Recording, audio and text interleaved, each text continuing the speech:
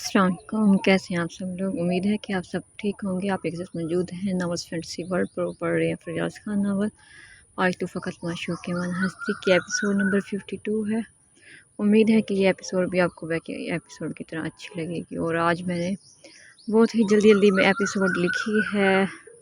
आपको पता तो है आजकल जो मौसमी हालात चल रहे हैं और लोड शेडिंग, नेट इशू, और यहाँ तो एक पत्ता भी हिले, हवा हवा थोड़ी सी चले या पत्ता हिले तो बस फिर तो लाइट फ़ौरन गई।